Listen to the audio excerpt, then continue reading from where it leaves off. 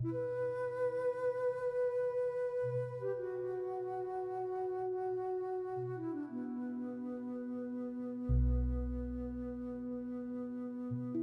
राह। नकुल असमंजस की स्थिति में था।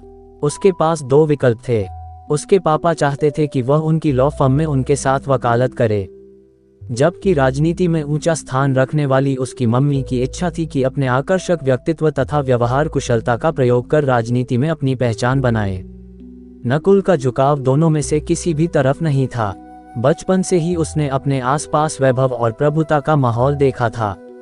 अपने मम्मी पापा को इस वैभव तथा प्रभुता की रक्षा के लिए परेशान होते देखा था। अतः वह कुछ ऐसा करना चाहता था जिसमें उसे आत्मिक शांति मिल सके। अनिर्णय की स्थिति में वह अपने कमरे में इधर से उधर टहल रहा था। तभी उसका मित्र चंदन उससे मिलने के लिए आया। चंदन एक पत्रकार था। सांसारिक दृष्टि से नकुल और चंदन में कोई समानता नहीं थी। चंदन एक साधारण परिवार का लड़का था। पत्रकारिता उसका पेशा नहीं बल्कि जीवन का उद्देश्य था।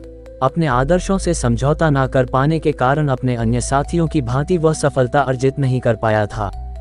उम्र में भी वह नकुल से बड़ा था, किंतु फिर भी दोनों एक दूसरे के मित्र थे। चंदन नकुल की दुविधा के विषय में जानता था। कुर्सी पर बैठते हुए उसने पूछा, तो क्या सोचा तुमने? क्या करने का इरादा है?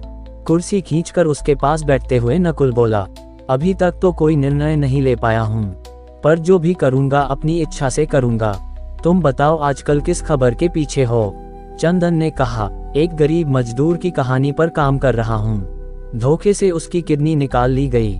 बेचारे की सुनने वाला कोई नहीं है। उसे तो डॉक्टर और अस्पताल पर केस कर देना चाहिए। नकुल ने गुस्से से कहा। गंभीर स्वर में चंदन बोला, गरीब के लिए न्याय पाना आसान नहीं होता है।